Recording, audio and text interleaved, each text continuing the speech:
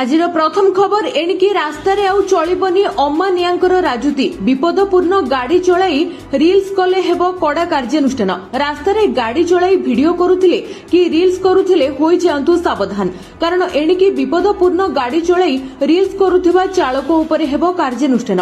Reels ତଥା social media view ପାଇଁ ଆଜିକାଲି ଲୋକେ ବିପଦପୂର୍ଣ୍ଣ ଗାଡ଼ି ଚଳାଉଥିବାର ଦେଖିବାକୁ ମିଳୁଛି, ଯାହା ପାଇଁ ଅନେକ ସମୟରେ ବିଭିନ୍ନ ଦୁର୍ଘଟଣା ହେଉଥିବା ଦେଖାଯାଉଛି। ଚାଳକ ତ ଦୁର୍ଘଟଣାର ଶିକାର ହେଉଛନ୍ତି, ତା ସହିତ ଅନ୍ୟମାନଙ୍କର ଜୀବନ ବି ବିପଦ ଭିତରକୁ ଆସିଯାଉଛି। ତେଣୁ ଏହା ଉପରେ ଏଣିକି କଡ଼ା ନଜର ରଖିବ ପରିବହନ ବିଭାଗ।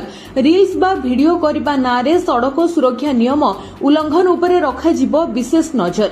ରାସ୍ତାରେ ଜନସାଧାରଣଙ୍କର ସୁରକ୍ଷା ସୁନିଶ୍ଚିତ କରିବା ପାଇଁ ବେପାରୁଆ ଗାଡ଼ି ଚାଳକଙ୍କ ବିରୁଦ୍ଧରେ କଡ଼ା କାର୍ଯ୍ୟାନୁଷ୍ଠାନ ପାଇଁ ବାଣିଜ୍ୟ ଏବଂ ପରିବହନ ମନ୍ତ୍ରୀ ନିର୍ଦ୍ଦେଶ ଦେଇଛନ୍ତି। କିଛିଦିନ ତଳେ ଭୁବନେଶ୍ୱରରେ ବାଇକ୍ ଦୁର୍ଘଟଣାରେ ଯୁବକ ଯୁବତୀଙ୍କର ବିପଦପୂର୍ଣ୍ଣ ଗାଡ଼ି ଚାଳନାର ଭିଡିଓ ମଧ୍ୟ ଭାଇରାଲ ହୋଇଥିଲା। ତେବେ ଭୁବନେଶ୍ୱର 2 ଆରଟିଓ ଗାଡ଼ି ଅଟକ ରଖିଥିବା ବେଳେ ଜୋରିମାନା ସହିତ ଲାଇସେନ୍ସ ନିଲମ୍ବନ ଭଳି ପଦକ୍ଷେପ ମଧ୍ୟ ଗ୍ରହଣ କରିଛି। ନମ୍ବର 2 ପିଏମ୍ ଆବାସକୁ ନେଇ ଆସିଲା ବଡ଼ ଖବର। ଆବାସ ଦିବସ ପାଳିବେ ରାଜ୍ୟ ସରକାର। ପ୍ରତ୍ୟେକ ଜିଲ୍ଲାରେ ହେବ ପିଏମ୍ ଆବାସ ମେଳା। ଆବାସ ଦିବସ ପାଳନ କରିବାକୁ ଯାଉଛନ୍ତି ଆମ ରାଜ୍ୟ ସରକାର। ପ୍ରତି ଜିଲ୍ଲା ପୌର ସଂସ୍ଥାରେ ଆୟୋଜନ ହେବ ପ୍ରଧାନମନ୍ତ୍ରୀ ଆବାସ ମେଳା। ସବୁ ଜିଲ୍ଲାପାଳଙ୍କୁ ନଗର ଉନ୍ନୟନ ବିଭାଗ ପ୍ରମୁଖ ଶାସନ ସଚିବଙ୍କର ଚିଠି। ପ୍ରତି ଜିଲ୍ଲା ପୌର ସଂସ୍ଥାରେ ଆୟୋଜନ ହେବ ପ୍ରଧାନମନ୍ତ୍ରୀ ଆବାସ ମେଳା। ପ୍ରଧାନମନ୍ତ୍ରୀ ମୋଦିଙ୍କର ଜନ୍ମଦିନ ଆଜି, ଆଉ ଆଜିଠାରୁ 2ଟି ପର୍ଯ୍ୟାୟରେ ଚାଲିବ ଆବାସର ଦିବସ। ସେପ୍ଟେମ୍ବର 17 ଅର୍ଥାତ୍ ଆଜିଠାରୁ 2ଟି ପର୍ଯ୍ୟାୟରେ ଅକ୍ଟୋବର 31 ପର୍ଯ୍ୟନ୍ତ ଚାଲିବ। ଆଜିଠାରୁ ଅକ୍ଟୋବର 16 ଯାଏଁ ୱାର୍ଡ ସ୍ତରୀୟ ଶିବିର ଆୟୋଜନ କରାଯିବ। ସେଭଳି ଅକ୍ଟୋବର 16ରୁ 31 ଯାଏଁ ପ୍ରତ୍ୟେକ ଜିଲ୍ଲାରେ ହେବ ପିଏମ୍ ଆବାସ ମେଳା। ଅନ୍ୟପଟେ ଆଜିଠାରୁ 50,000 ଅନ୍ତର୍ଦୟ ଘର ବାଣ୍ଟିବେ ରାଜ୍ୟ ସରକାର। ପ୍ରଧାନମନ୍ତ୍ରୀ ମୋଦିଙ୍କର ଜନ୍ମଦିନରେ ବଣ୍ଟାଯିବ 50,000 ଅନ୍ତର୍ଦୟ ଘର। ଏନେଇ ସୂଚନା ଦେଇଛନ୍ତି ପଞ୍ଚାୟତରାଜ ମନ୍ତ୍ରୀ। କହିଛନ୍ତି ମୋଦିଙ୍କ ଜନ୍ମଦିନରେ ଅନ୍ତର୍ଦୟ ଗୃହ ଯୋଜନାର କାର୍ଯ୍ୟାଦେଶ ଦିଆଯିବ। ପୂର୍ବରୁ 1 ଲକ୍ଷରୁ ଉର୍ଦ୍ଧ୍ୱ ହିତାଧିକାରୀଙ୍କୁ ଯୋଜନାରେ ସାମିଲ କରାଯାଇଛି। ନଭେମ୍ବରରେ ଦିଆଯିବ ପିଏମ୍ ଆବାସର କାର୍ଯ୍ୟାଦେଶ। ସେଭଳି ନୂଆ ପିଏମ୍ ଆବାସ ସର୍ଭେରେ ଆବେଦନ କରିଛନ୍ତି 35 ଲକ୍ଷ ହିତାଧିକାରୀ। ନଭେମ୍ବର ସୁଦ୍ଧା ସମସ୍ତ ପ୍ରକ୍ରିୟା ସରିବ ଏବଂ କାର୍ଯ୍ୟାଦେଶ ପ୍ରକ୍ରିୟା ଆରମ୍ଭ ହେବ ବୋଲି ମନ୍ତ୍ରୀ ସୂଚନା ଦେଇଛନ୍ତି। ନମ୍ବର 3 ଅକ୍ଟୋବର 1ରୁ ରେଳବାଇ ନିୟମରେ ହେଲା ବଡ଼ ପରିବର୍ତ୍ତନ। ସାଧାରଣ ଟିକେଟ୍ ବୁକିଂ ବେଳେ ଆଧାର କାର୍ଡ ହେବ ବାଧ୍ୟତାମୂଳକ। 1 ଅକ୍ଟୋବର ଠାରୁ ଯେକୌଣସି ଟ୍ରେନ୍ ପାଇଁ ଅନଲାଇନ୍ ବୁକିଂ ଖୋଲିବାର ପ୍ରଥମ 15 ମିନିଟ୍ ଭିତରେ କେବଳ ଆଧାର ପ୍ରମାଣିତ ଉପଭୋକ୍ତାମାନେ ଆଇଆରସିଟିସି ୱେବସାଇଟ୍ କିମ୍ବା ଆପ୍ଲିକେସନ ମାଧ୍ୟମରେ ସାଧାରଣ ରିଜର୍ଭେସନ ବୁକ୍ କରିପାରିବେ। ବର୍ତ୍ତମାନ ଭାରତୀୟ ରେଳବାଇର କମ୍ପ୍ୟୁଟରାଇଜ୍ଡ ପିଆରସି କାଉଣ୍ଟର ମାଧ୍ୟମରେ ସାଧାରଣ ରିଜର୍ଭେସନ ଟିକେଟ୍ର ବୁକିଂ ସମୟରେ କୌଣସି ପରିବର୍ତ୍ତନ ହେବ ନାହିଁ। ସାଧାରଣ ରିଜର୍ଭେସନ ଖୋଲିବା ପରେ 10 ମିନିଟ୍ର ପ୍ରତିବନ୍ଧକ ସମୟରେ ମଧ୍ୟ କୌଣସି ପରିବର୍ତ୍ତନ ହେବ ନାହିଁ। ଏହି ସମୟରେ ଭାରତୀୟ ରେଳବାଇର ଅଧିକୃତ ଟିକେଟ୍ ଏଜେଣ୍ଟମାନଙ୍କୁ ପ୍ରଥମ ଦିନରେ ସଂରକ୍ଷିତ ଟିକେଟ୍ ବୁକ୍ କରିବା ପାଇଁ ଅନୁମତି ଦିଆଯିବ ନାହିଁ। ତେବେ ଏଭଳି ନିୟମ କେବଳ ତତ୍କାଳ ବୁକିଂ ଉପରେ ପ୍ରଯୁଜ୍ୟ। ସାଧାରଣ ରିଜର୍ଭେସନ ପାଇଁ ବୁକିଂ ପ୍ରତିଦିନ ମଧ୍ୟରାତ୍ର 12:20ରୁ ଆରମ୍ଭ ହୋଇ ରାତି 11:45 ପର୍ଯ୍ୟନ୍ତ ଚାଲିବ। ସାଧାରଣ ଟିକେଟ୍ ପାଇଁ ଆଗୁଆ ବୁକିଂ ଯାତ୍ରାର ତାରିଖ 60 ଦିନ ପୂର୍ବରୁ ଖୋଲାଯିବ। ନମ୍ବର 4 ଆରବିଆଇରୁ ଆସିଲା ନୂଆ ନିୟମ। ପେଟିଏମ୍ ଏବଂ ଫୋନ୍ପେ ସମେତ 32ଟି ପେମେଣ୍ଟ କମ୍ପାନୀ ପାଇଁ ଆରବିଆଇ ଆଣିଦେଇଛି ନୂଆ ରୁଲ୍। ବର୍ତ୍ତମାନ ସମୟରେ ପ୍ରାୟ ଅଧିକାଂଶ ଲୋକ ଅନଲାଇନ୍ ପେମେଣ୍ଟ ଉପରେ ଭରସା କରୁଛନ୍ତି। PhonePe, Paytm, Zomato, Amazon pay ସମେତ 32ଟି ପେମେଣ୍ଟ ଏଗ୍ରିଗେଟରଙ୍କ ପାଇଁ ନୂତନ ନିର୍ଦ୍ଦେଶାବଳୀ ଜାରି କରିଛି ଭାରତୀୟ ରିଜର୍ଭ ବ୍ୟାଙ୍କ। ପେମେଣ୍ଟ ଏଗ୍ରିଗେଟରମାନଙ୍କୁ ନିୟନ୍ତ୍ରଣ କରିବା ପାଇଁ ନିର୍ଦ୍ଦେଶାବଳୀ ଜାରି କରାଯାଇଛି, ଯାହାକୁ ତୁରନ୍ତ କାର୍ଯ୍ୟକାରୀ କରିବା ପାଇଁ କୁହାଯାଇଛି। ତେବେ ଲାଇସେନ୍ସକୁ ବାଧ୍ୟତାମୂଳକ କରିବା ସମେତ 6ଟି ନିୟମରେ ପରିବର୍ତ୍ତନ କରାଯାଇଛି, ଯାହାକୁ ପାଳନ କରିବା ବାଧ୍ୟତାମୂଳକ। ଯଦି ନିର୍ଦ୍ଦେଶାବଳୀ ପାଳନ ନ କରାଯାଏ ତେବେ କମ୍ପାନୀଗୁଡ଼ିକୁ କାର୍ଯ୍ୟାନୁଷ୍ଠାନ ଏବଂ ପରିଣାମ ପାଇଁ ଚେତାବନୀ ଦିଆଯାଇଛି। ତେବେ ଆରବିଆଇର ନୂତନ ନିର୍ଦ୍ଦେଶ ଏଭଳି ସମୟରେ ଆସିଛି ଯେତେବେଳେ ଦେଶରେ ଡିଜିଟାଲ କାରବାର ଦ୍ରୁତ ଗତିରେ ବୃଦ୍ଧି ପାଇଛି। ଏଥିରେ ଫିଜିକାଲ ପିଏ ପାଇଁ ପିଏପି, ସୀମାନ୍ତ ପିଏପି ପାଇଁ ପିଏସିବି, ଅନଲାଇନ୍ ପାଇଁ ପିଏପିପିଓ ମଧ୍ୟ ଅନ୍ତର୍ଭୁକ୍ତ ରହିଛି। ତେବେ ପିଏ ବ୍ୟବସାୟ ପାଇଁ କୌଣସି ବ୍ୟାଙ୍କକୁ ଅନୁମୋଦନ ଆବଶ୍ୟକ ନାହିଁ, କିନ୍ତୁ ଆରବିଆଇ ଅଣ ବ୍ୟାଙ୍କ ପାଇଁ ନିୟମକୁ ସ୍ଥିର ରଖିଛି। ନମ୍ବର 5 ଅକ୍ଟୋବର 15 ପରେ ଓଡ଼ିଶାକୁ ଲାଗିବ ବଡ଼ ଝଟକା। ଲେଉଟାଣି ଆଣୁଛି ବିପଦକୁ ଟାଣି। ବିଦାୟ ନେଉଛି ମୌସୁମୀ, ମାଡ଼ି ଆସୁଛି ବାତ୍ୟା। ଫେରି ଫେରି ଯାଉଛି ମୌସୁମୀ, କିନ୍ତୁ ଆସୁଛି ବାତ୍ୟା। ଧୀରେ ଧୀରେ ମୌସୁମୀ ବିଦାୟ ନେବାର ପ୍ରକ୍ରିୟା आरंभ होइतिबा बेले वर्तमान राजस्थान रो मौसुमी अपसारण पई पाग अनुकूल रहिछि। मौसुमी परवर्ती समय बात्या ऋतु को सक्रिय कराइबारे यथेष्ट सहाय्य करिबो। विशेषकर प्रशांत महासागर अंचलरू बंगोपसागर अंचल को प्रवेश अवशिष्ट अंशगुड़िक मुख्यतः अंडमान सागर अंचल में प्रवेश करिबो। मौसुमीर लेउटाणी परे लानिनार सक्रियता प्रशांत महासागर में वृद्धि पाइबो एवं बात्या सृष्टि पई पाग अनुकूल रहिबो। मौसुमी अपसारण परे बात्या संभावना आहुरी अधिक बढ़ी जाए। वायुर तल एवं उपर भागर वायु प्रवाह समान बेगरे गोटे दिगरे हेबा सहित तारतम्य कमी जाए, जहा फଳରେ गोटे छोटिया लघुचाप हेले भी बड़ गोटाई शक्तिशाली साजे। समुद्र पृष्ठर तापमात्रा वृद्धि हुए कारण आकाशर बादल आच्छादित होई रहिथाय। सेपटे मौसुमीर लेउटाणी प्रक्रिया चलिथिबा बेले एहा अक्टोबर 15 जाए चलिबो। अक्टोबर मास बात्या पई अनुकूल एवं बात्या प्रवण मास, तेणु मौसुमीर एही अपसारण प्रक्रिया भी अक्टोबर रे घटिबो। नंबर 6 कमिला क्षीरर दाम लिटर पिछा एबे कम टंका। घी पनीर कमिला भी दर। क्षीर दाम हो जाइछि सस्ता। 2 टंका लिटर पिछा सस्ता होइछि क्षीर। ग्राहकों पई बड़ खुशीर खबर। एबे पॉकेट रु बंचिबो टंका। मदर डेयरी एहार क्षीरर मूल्य जहाँकि गोटा पैक रो मूल्य रे 2 टंका ह्रास घोषणा करिछि। सेभଳି यूएचटी क्षीर उपरे जीएसटी 5% रु 0% को ह्रास करा जाइछि एवं एहिटी नियमटी सेप्टेम्बर 22 रु एमआरपी मध्य ह्रास कराजिबो। एहा व्यतीत कंपनी अनेक मूल्ययुक्त क्षीर उत्पाद एवं प्रक्रियाकृत खाद्यर मूल्य को मध्य ह्रास करिछि, जहाँकि 22 तारिख रु लागू हेबो। तेबे रिपोर्ट अनुसार मदर डेयरीर परिचालना निर्देशक कहिसंति जे विभिन्न प्रकारर क्षीर एवं प्रक्रियाकृत खाद्य उत्पाद उपरे जीएसटी ह्रास होई सारिछि। वर्तमान ए सबुर दाम मध्य कमेबाकू जाउछि। नंबर 7 आरंभ हेबो राज्य स्वच्छ वायु कार्यक्रम। 12टी सहरर वायु मान चिंताजनक। 5 वर्ष रे खर्च हेबो 150 कोटी। जातीय स्वच्छ वायु कार्यक्रम भली ओडिसा रे राज्य स्वच्छ वायु कार्यक्रम आरंभ हेबाकू जाउछि। ए कार्यक्रम रे राज्यर 12टी सहर को सामिल करा जाइछि, जेउथिरे अधिकांश शिल्पांचल सहर रहिछि। झारसुगुड़ा समेत ब्रजराजनगर, बेलपाहाड़, बणई, राजगांगपुर, केन्दुझर, बड़बिल, पुरी, ब्रह्मपुर आदि सहर रहिछि।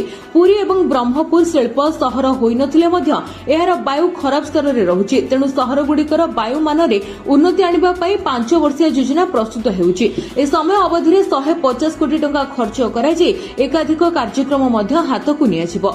नंबर 8 कालिया योजना पर सरकार घोषणा कर दैछंती आउ एक नुआ योजना सुनेत्र। ओडिसार छोट बड़ समस्त हेबे उपकृत। सरकार वर्तमान लोकों पई नुआ नुआ किछि योजना आणुछंती, जहा परे एई नुआ योजना आने साधारण लोकों मुहरे से हस फुटाई दैछंती। सुनेत्र योजना माध्यम रे सरकार राज्यर समस्त स्कूल छात्र छात्री मानकु प्रति वर्ष चक्षु परीक्षा मागणा रे करिवे। एथि सहित दृष्टिगत समस्या थिबा पिला मानकु मागणा रे चश्मा जोगाई दिया जिबार व्यवस्था रहिछि। एहा छडा जेकोनोसी प्रकारर जटिल चक्षु रोगर आवश्यक चिकित्सा डाक्तरखाना रे कराजिबो। वयस्क लोकमानक पई प्रति वर्ष मागणा रे आखि परीक्षा एवं आवश्यक 40 चश्मा पाई मध्य व्यवस्था करा जायछि। वयस्क लोकंकर मोतियाबिंदु अस्त्रोपचार भी मागणा रे हेबो। ए सबु सुविधा निकटस्थ गोष्ठी स्वास्थ्य केन्द्र, उपखंड स्तरीय डाक्तरखाना, जिला डाक्तरखाना एवं मेडिकल कॉलेज गुड़िकरे मिलिबो। ए सुविधा पाइबा पई कोनोसी कागजपत्र भी दरकार हेबो नाही। नंबर 9 913टी नवनिर्मित अंगनवाड़ी केन्द्रर उद्घाटन करिसेंती उपमुख्यमंत्री। एथि मध्यरे रहिछि अनुगुलर 35टी, बालेश्वर 77, बरगढ़र 44, भद्रकर 34, ता सहित बलांगीर 23टी, बौद्धरे 11टी, कटकरे 26, गंजामरे 72, जगतसिंहपुरे 37, जाजपुरे 19, झारसुगुड़ारे 18टी एवं एहिबळी खोर्धारे 61टी, मयूरभंजरे 7टी, पुरीरे 68टी, रायगड़ारे 18टी एवं संबलपुरे 12टी नुआ अंगनवाड़ी केन्द्रर शुभ उद्घाटन करा जायछि। नंबर 10 आसिला खुशीर खबर। लगातार 3 दिन रे 2200 टंका सस्ता हो जाइछि सुना। आगकु भी कमिबाकू जाउछि सुनार दर।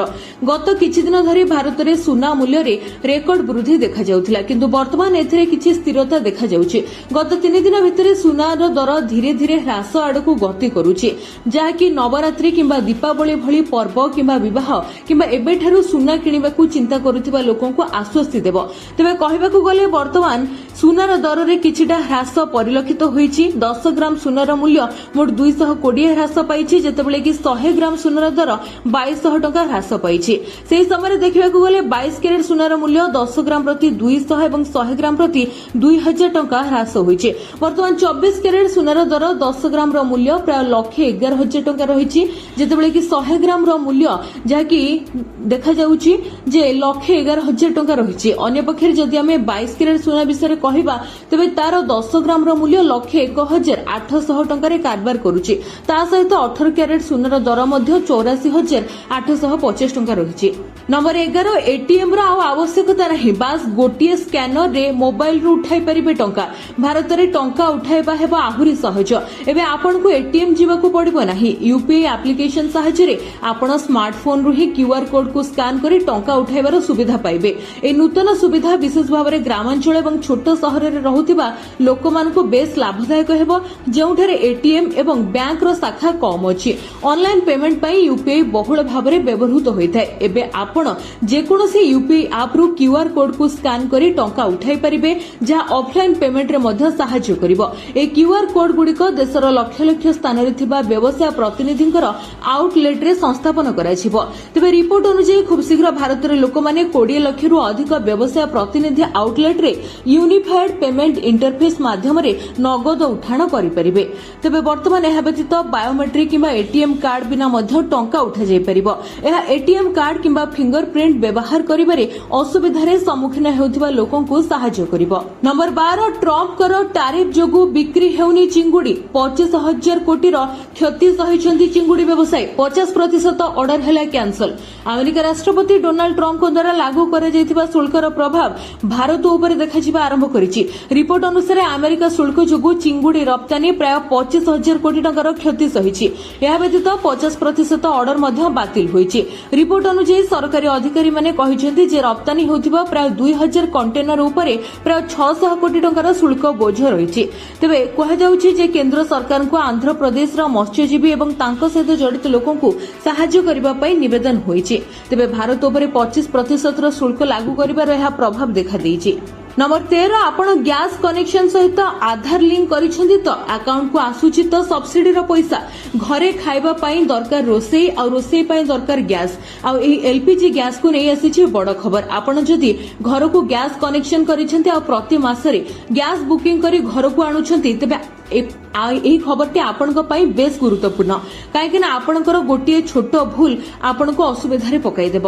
ସରକାର ଏଲପିଜି କନେକ୍ସନରେ ବୁକ୍ କରି ଗ୍ୟାସ୍ ସବସିଡି ଦେଉଛନ୍ତି, ହେଲେ ଅନେକ ଲୋକଙ୍କର ଆକାଉଣ୍ଟକୁ କିନ୍ତୁ ଏହି ଟଙ୍କା ଆସୁନି। ଅନେକ ଲୋକ ଏନେଇ ଅଭିଯୋଗ ମଧ୍ୟ କରୁଛନ୍ତି। ହେଲେ ଆପଣ ଜାଣି ରଖିବା ଉଚିତ ଯେ ଆପଣଙ୍କ ଭୁଲ ପାଇଁ ହିଁ ଆପଣଙ୍କ ଆକାଉଣ୍ଟକୁ ଟଙ୍କା ଆସୁନି। 2015 ମସିହାରେ ସରକାର ଗିଭ୍ ଇଟ୍ ଅପ୍ ଅଭିଯାନ ଆରମ୍ଭ କରିଥିଲେ, ଯେଉଁଥିରେ ଆର୍ଥିକ ଭାବରେ ସକ୍ଷମ ଲୋକମାନଙ୍କୁ ସ୍ୱେଚ୍ଛାକୃତ ଭାବରେ ସବସିଡି ଛାଡ଼ିବା ପାଇଁ ଅପିଲ କରାଯାଇଥିଲା। ଏହାପରେ 2016 ମସିହାରେ ନିୟମ କରାଯାଇଥିଲା ଯେ ଯେଉଁମାନଙ୍କର ବାର୍ଷିକ ପାରିବାରିକ ଆୟ 10 ଲକ୍ଷ ଟଙ୍କାରୁ ଅଧିକ, ସେମାନଙ୍କୁ ଆଉ ସବସିଡି ମିଳିବ ନାହିଁ।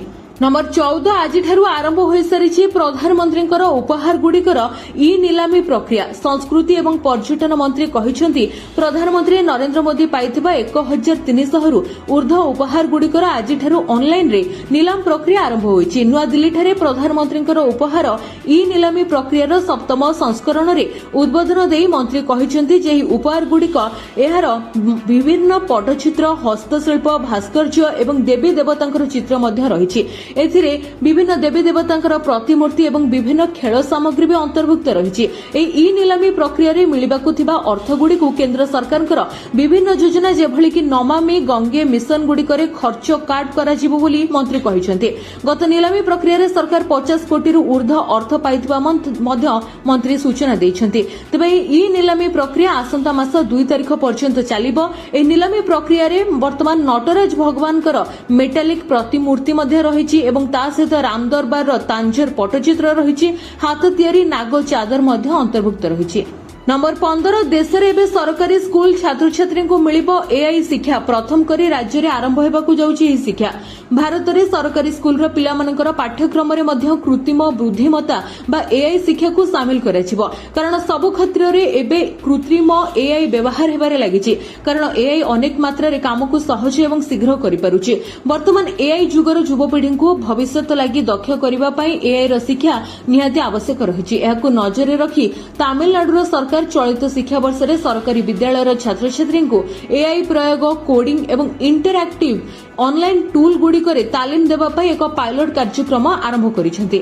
नंबर 16 सचिवालय क्याडर सहित समान हेबे ओपीएससी कर्मचारी तुरंत पदक्षेप नेबाई हाइकोर्ट निर्देश वर्तमान कारण ओडिशा लोकसेवा आयोग कर्मचारी काम राज्य सचिवालय कर्मचारी किछि कम नुहे ओपीएससी अनेक गुरुत्वपूर्ण परीक्षा परिचालना करिथाय चाकरी तथा नियुक्ति क्षेत्र में सरकार को अनेक गुरुत्वपूर्ण प्रस्ताव देइथाय एथिपई ओपीएससी कर्मचारी क्याडर सचिवालय कर्मचारी क्याडर सहित समान हेबा आवश्यक बोली हाइकोर्ट एक गुरुत्वपूर्ण राय रे कहिसेंती राज्य सरकार ओपीएससी कर्मचारी क्याडर पुनर्गठन क्षेत्र में आवश्यक पदक्षेप नेबा आवश्यक बोली हाइकोर्ट को परामर्श देइछंती। नंबर 17 एक नुआ पेंशन योजना आसी जाइछि जेउथिरे केवल 138 टंका जमा कले आपनको मिलिबो 50,000 टंका सबु वर्ष तेबे समस्ते केवल टंका कमाइबा पछरे पड़े नाहंती किछि लोक अछंती जे माने जेतिकी रोजगार करूछंती सेतिकी मध्ये संचय करूछंती जहा द्वारा से माने आहुरी सुरक्षित होई पारुछंती तेबे किछि योजना मध्ये आसी जाइछि जहा माध्यम रे इन्वेस्ट करी निजर भविष्यत पई आपण संरक्षण करि परिबे जदि आपण निज परिवार पई सेविंग्स चाहुछंती तेबे नुआ स्कीम अछि जेउथिरे आपण निवेश करी निज भविष्यत को सुरक्षित रखिपारे ए स्कीम रे मात्र 138 टंका निवेश करी आपण 50,000 टंका कमाई परिबे जदि आपणकर बयस 25 वर्ष अटे तेबे आपण सबुदिन 138 टंकार नुआ पेंशन सिस्टम द्वारा निवेश करिपारिबे एमिति करिबा परे आपण प्रति मास 50,000 टंका पेंशन पाइबे 138 टंका सबुदिन सेविंग्स हिसाब रे आपण प्रति मास रे 4,150 टंकार निवेश करबाकू पड़िबो एथिरे वार्षिक 8% रिटर्न मिलिबो एवं एमिति रे सबुदिन केवल 150 टंका कम संचय करी आपण 50,000 टंका कमाई परिबे ता सहित ए नुआ पेंशन स्कीम माने एनपीएस भारत सरकार स्कीम अटे ए स्कीम रे निवेश करी जेउ भी व्यक्ति अवसर परे निज इच्छा गुडी को पूर्ण करि परिबे 18 वर्ष बयस रो नै 65 वर्ष बयस पर्यंत जे कोनोसी व्यक्ति ए स्कीम द्वारा अकाउंट खोली सेविंग्स करि परिबे ता सहित ए स्कीम द्वारा आपण को भलो लाभ मिलिबो आपण को प्रति मास 50,000 टंका संचय करबाकू मिलिबो। नंबर 18 3 मिनिट रे भंगा हाड़ जोड़िबो बोन ग्लू चीन वैज्ञानिकों को बड़ सफलता मिली भंगा हाड़ जोड़िबा पई वैज्ञानिक माने फेविक्विक भली उपादान प्रस्तुत करिसेंती ए बोन ग्लू तथा प्रलेप 3 मिनिट रे भंगा हाड़ को जोड़ी देउची आ हाड़ जोड़िबा पई प्लास्टर किंबा मेटल रड किंबा फिलर्स रा आवश्यकता पड़िबो नाही सप्ताह पर्यंत प्लास्टर लगाय रखिबाकू पड़िबोनी एहा माध्यम रे आपे आपे हाड़ जोड़ी होइछिबो तबे चीन गणमाध्यम ग्लोबल टाइम्स रे रिपोर्ट अनुसार एही बोन ग्लो रो नाम रहिछि बोन 2 तबे चीन रे एही यूनिवर्सिटी सहित जड़ित साररनसा हॉस्पिटल रो डाक्टर माने एहाकू प्रस्तुत करिसेंती। नंबर 19 टीम इंडिया को मिलिला नुआ स्पॉन्सर गोटे मैच पई 4.5 कोटी टंका देबा अपोलो टायर्स भारतीय क्रिकेट टीम को नुआ जर्सी प्रयोजक मिली अपोलो टायर्स ऑफिशियल भाव में भारतीय क्रिकेट दलर नुआ जर्सी स्पॉन्सर होईछि अपोलो टायर्स नीलाम प्रक्रिया रे विजयी होईछि प्रत्येक मैच पई बीसीसीआई को 4.5 कोटी टंका देबो जहां पूर्व प्रयोजक ड्रीम 11 द्वारा दिया जाउथिबा 4 कोटी टंका ठारू बहुत अधिक ए नुआ डील 2027 पर्यंत बलवत्तर रहइबो ए समय सीमा भितरे भारत पाखापाखि 130 टा मैच खेलिबो खबर मुताबिक टीम इंडिया जर्सी स्पॉन्सर पई नीलामी प्रक्रिया होइतिला नीलामी दौड़रे केनुआ एवं जेके टायर मध्य रहितिले किंतु अपोलो टायर एमानको पछरे पकई बाजी मारी नैछि एथि सहित बिरला ओप्स पेंट्स मध्य इच्छा प्रकाश करितिला किंतु नीलामी रे शामिल होई नथिला। नंबर 20 सुभद्रा पाई आसीगला आउ एक खुशीर खबर एणिकी अभियोग कले तुरंत हेब समस्यार समाधान सुभद्रा योजना को नहीं उपमुख्यमंत्री बड़ सूचना जदि आपण अभियोग करेंगे तेज अभियोग करने क्षण ही तुरंत समस्यार समाधान कराजिबो वर्तमान सुधा 2,85,000 हिताधिकारी एथिरु बाद पड़िछन्ति आसंता अक्टोबर 17 तारीख भितरे सुभद्रा योजनार वर्ष पूरण हेब आउ एही वर्ष पूर्ति अवसर में 348 सुभद्रा सीडीपीओ यूनिट रे धन्यवाद मोदी कार्यक्रम मध्य कराजिबो। ए कार्यक्रम अक्टोबर 15 जाए चलिबो। तेबे प्रति अंगनवाड़ी केन्द्र रे यह चलिबो बोली सूचना मिली। सुभद्रा अभियोग पोर्टाल जरिया रे हिताधिकारी विभाग सहित जोगाजोग करि परिबे आ सेमानकर अभियोगर जवाब रखिबो विभाग। आगरु लोके अभियोग करुथिले मध्य उत्तर पाई पारुनथिले। वर्तमान एही सबु अभियोगर उत्तर विभागीय अधिकारी उत्तर देई परिबे। लोकंकर अभियोग ब्लॉक कमिटी जांच करिबो। एहा परे जिला स्तर रे जांच कराजिबो। एहार स्टेटस सबु तथ्य पोर्टाल रे उपलब्ध कराजिबो। सुभद्रा योजनारु हिताधिकारी काहेकि बाद पडिछंती, कारण कोन, आगोकु सेमाने कोन करिबे, ए सबु प्रश्नर उत्तर हिताधिकारी पोर्टाल रे पाई परिबे। वर्तमान सुभद्रा रे 1 कोटी 9 लाख हिताधिकारी थिबा बेले 2,85,000 हिताधिकारी बाद पडिछंती। बाद पडिथिबा हिताधिकारींकर समाधानर रास्ता खूब शीघ्र बाहरिबो आ समस्त हिताधिकारी निजर अभियोग जणाई एहा माध्यमरे उपकृत होई परिबे। नंबर 21 कार्तिक व्रत पई एथर ऑनलाइन रे हेबो आवेदन। 19 आरंभ हेबो पंजीकरण। कार्तिक मासरे व्रत पई 19 तारिख ठेर पंजीकरण आरंभ हेबो। प्राय 2,500 हबिषाणीक पई एथर व्यवस्था रहिछि। चलित वर्ष श्रीक्षेत्र रे पुणी आरंभ हेबाकु जाउछि कार्तिक व्रतधारीक पई हबिषाणी शिविर। चलित मास 19 तारिख ठेर वेबसाइट माध्यमरे पंजीकरण आरंभ हेबो। 19 तारिख दिन 10 टारु आवेदन आरंभ हेबो। 70 वर्ष बयस पर्यंत विधवा महिला एवं 50 रु 70 वर्ष पर्यंत विवाहित महिला माने आवेदन करि परिबे। पंजीकृत हबिषाणी सेमानकर फोटो आधार कार्ड देबा बाध्यतामूलक। हबिषाणी को रहिबा नै स्थान नै ऑनलाइन रे सूचना मिलिजिबो। बिना पंजीकरण करिथिबा भक्तक अनुरोध को ग्रहण कराजिबो नाही। पंजीकृत होइथिबा 2,500 रु 3,000 हबिषाणीक पई मागणा रहिबा खाइबार व्यवस्था करा जायछि।